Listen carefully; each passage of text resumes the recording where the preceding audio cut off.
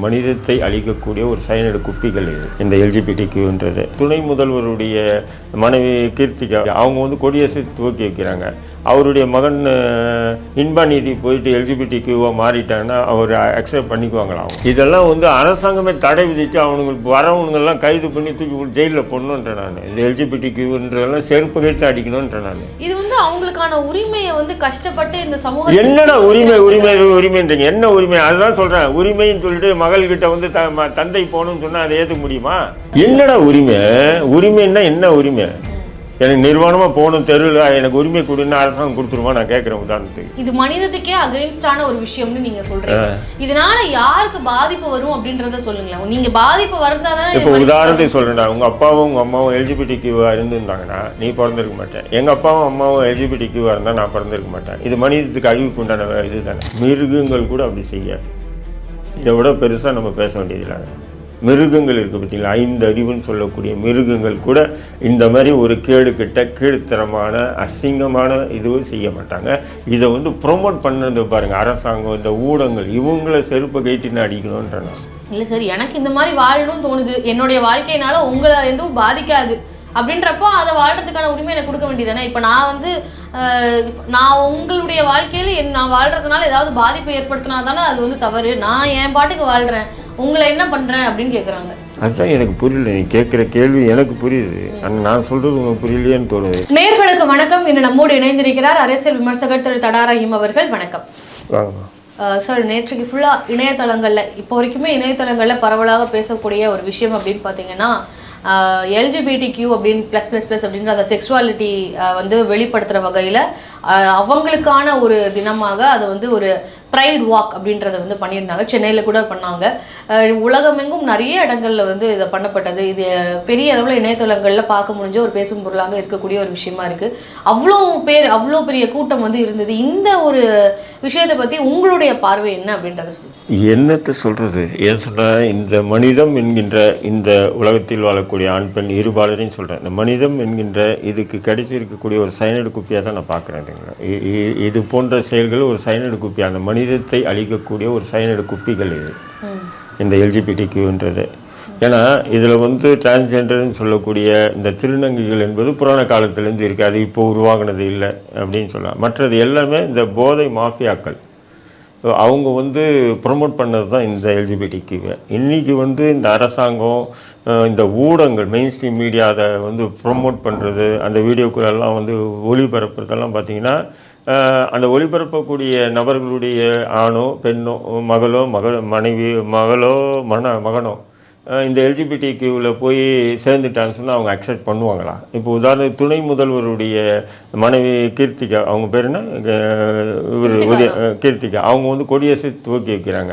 அவருடைய மகன் இன்பநீதி போயிட்டு எல்ஜிபிடிக்யூவாக மாறிட்டாங்கன்னா அவர் அக்செப்ட் பண்ணிக்குவாங்களா? அவங்க நான் கேட்குறேன் ஒரே கேள்வி, அக்செப்ட் பண்ணிக்குவாங்களா? அப்போ நீங்கள் ஏன் அக்செப்ட் பண்ண மாட்டீங்க? ஏன் அக்செப்ட் பண்ண கூடாதுன்னு நினைக்கிறீங்க? இல்லை, கூடாதுன்றால் இது ஒரு மனித அழிவுக்கு உண்டான இதுங்க. இது ஏன் சொன்னீங்கன்னா, அந்த உணர்வுகள் என்பது ஒவ்வொரு மனிதனுக்கும் ஒவ்வொரு விதமாக இருக்கும். ஆனால் அதை வந்து அடக்கி ஆளுமையோடு வாழ்வது தான் மனிதம்.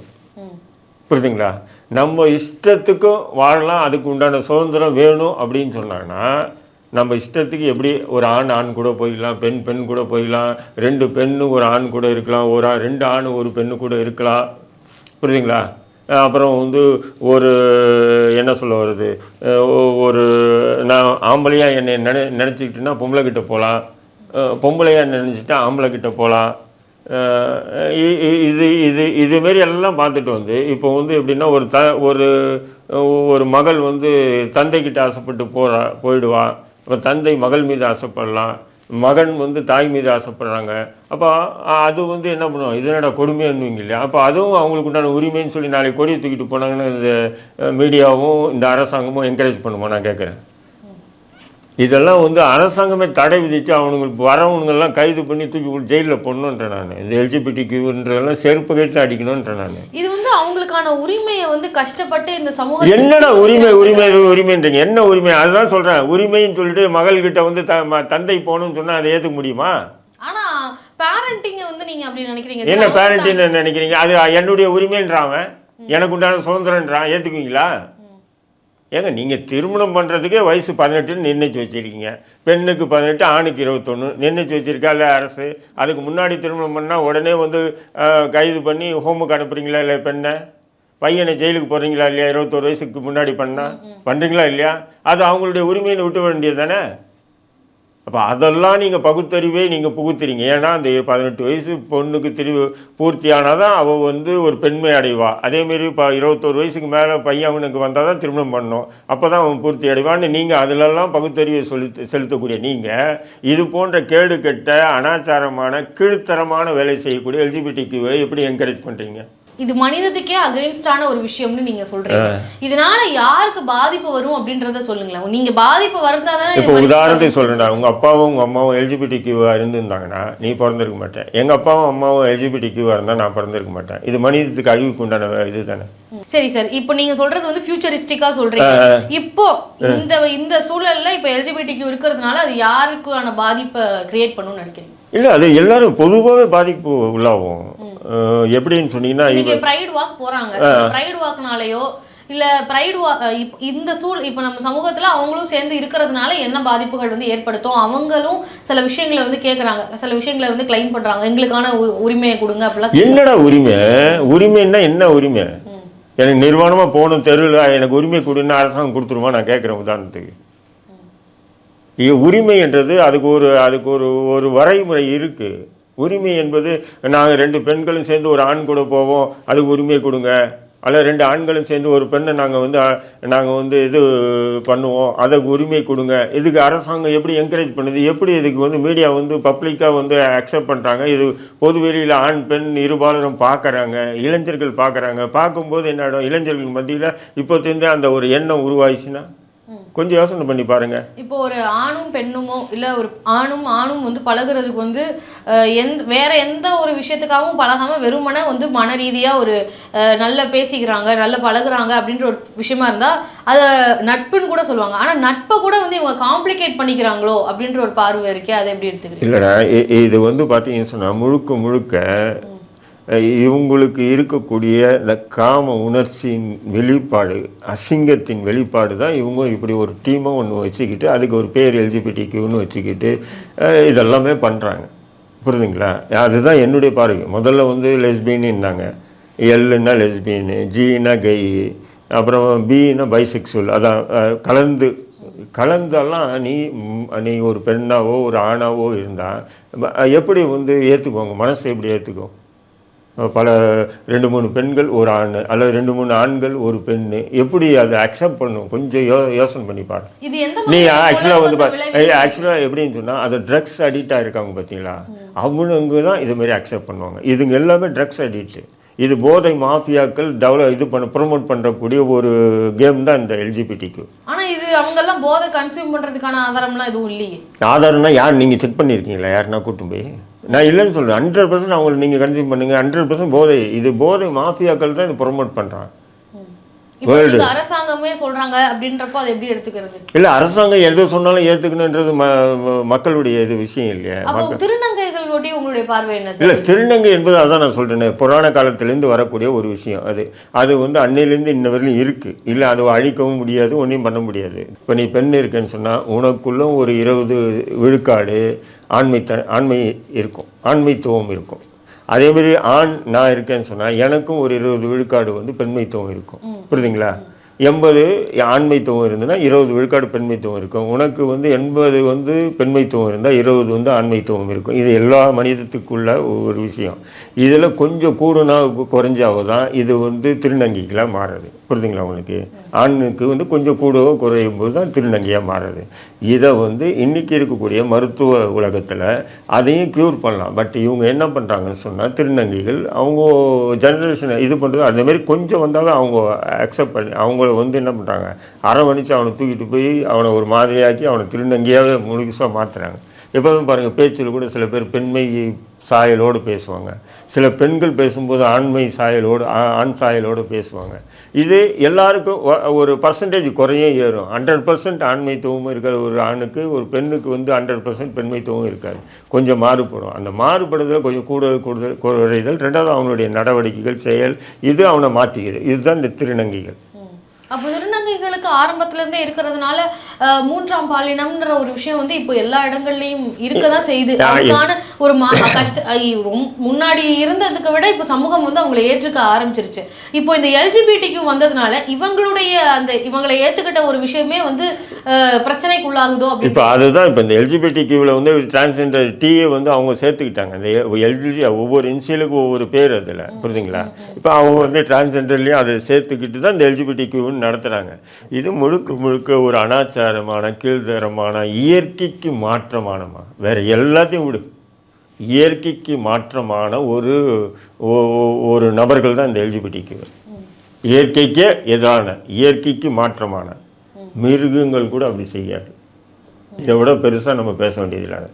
மிருகங்கள் இருக்குது பார்த்தீங்களா, 5 அறிவுன்னு சொல்லக்கூடிய மிருகங்கள் கூட இந்த மாதிரி ஒரு கீழ்த்தரமான அசிங்கமான இதுவும் செய்ய மாட்டாங்க.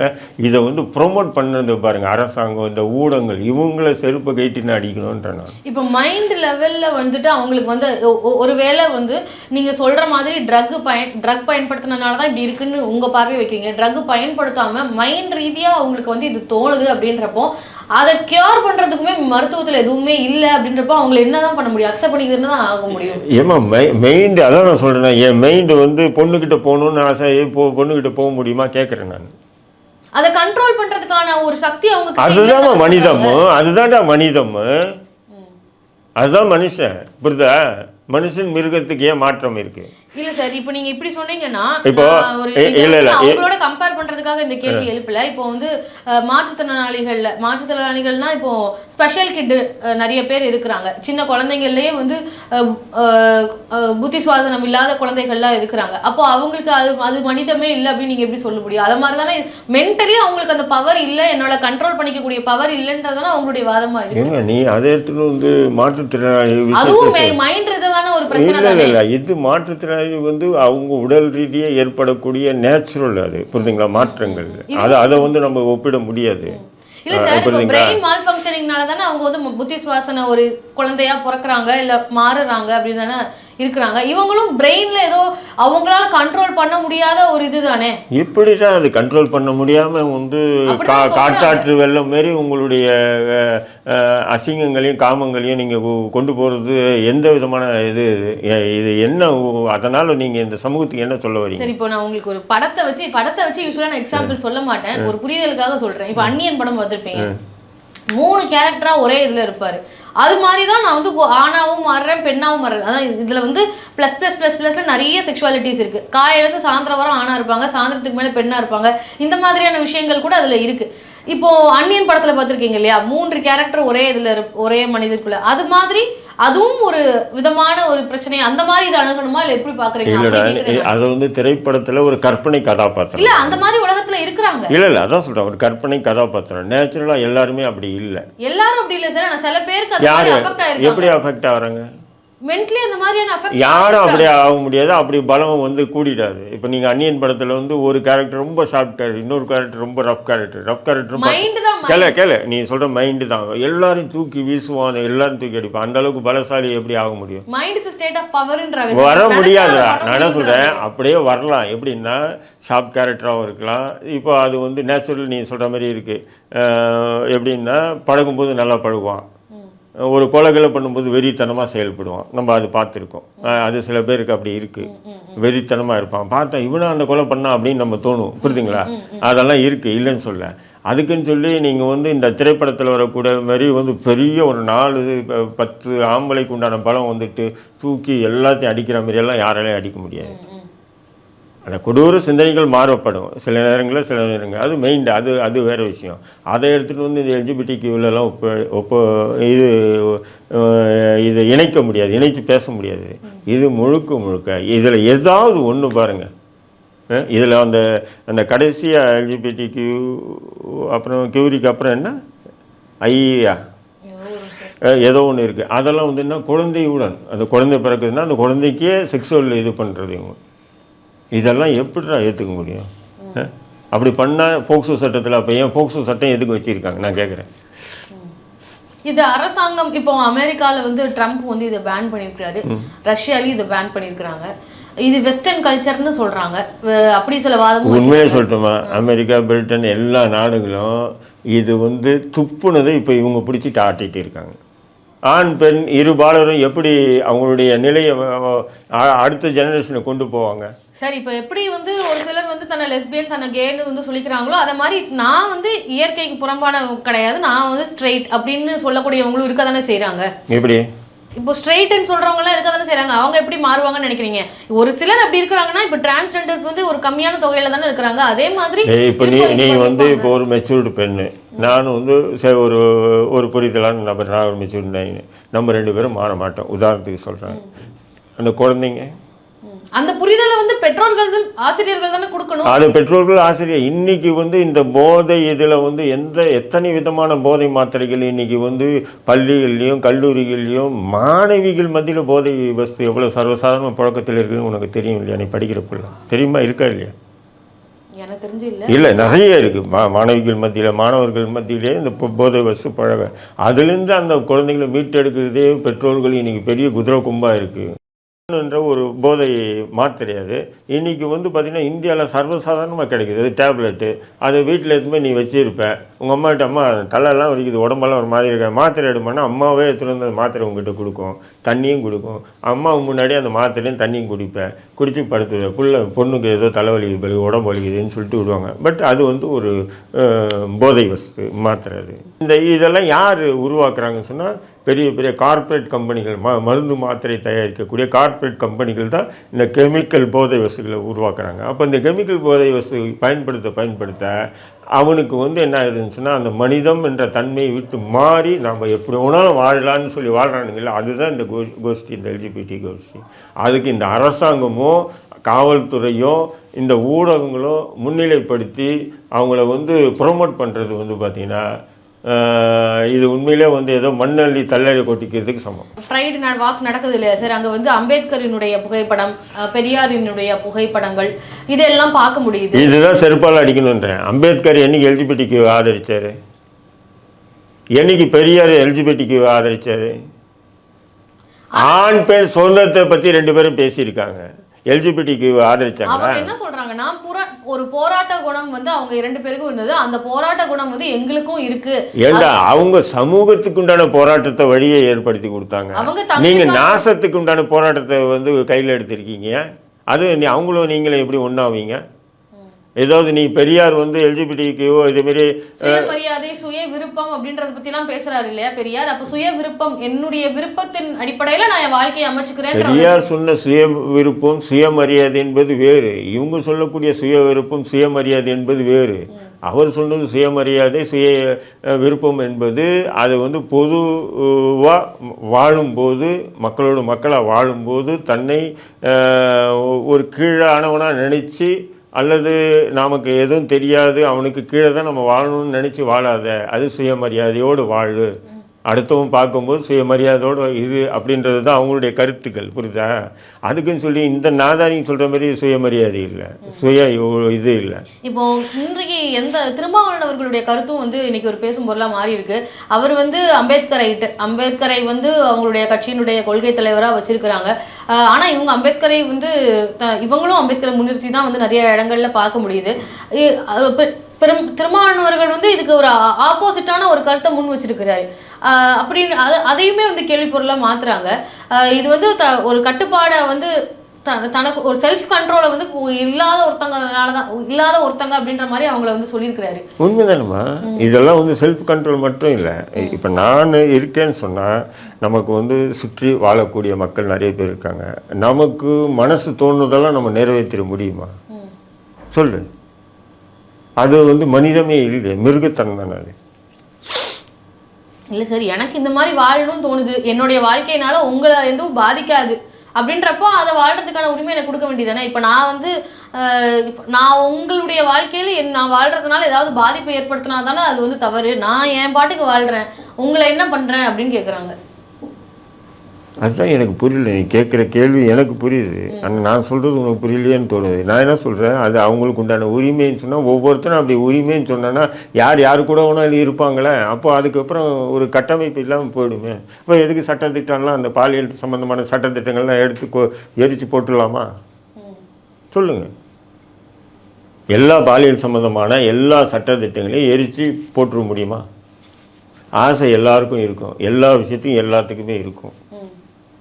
அந்த ஆசைகளை தீர்க்கிறது அது அவனுடைய உரிமை, அவனுடைய சுயமரியாதை, அவனுடைய சுயம் சம்பந்த விஷயம் அப்படின்னு சொன்னான்னா நாளைக்கு எது ஒன்று நடக்கலாம் இல்லையா உலகத்தில்? சொல்லு, எது ஒன்று நடக்கும். அப்போ அதுக்கு அதை கட்டுப்படுத்து தான் மனசு. அது கட்டுப்படுத்தி மனிதமாக வாழணும். அதுதான். LGBTQ++ பற்றி உங்களுடைய பார்வைகளை வச்சிங்க. இது ட்ரக்ஸ்னால கூட காரணமாக இருக்கலாம் அப்படின்ற மாதிரி உங்களுடைய பார்வைகளை எங்ககிட்ட முன் வச்சதுக்கு மிக்க நன்றி.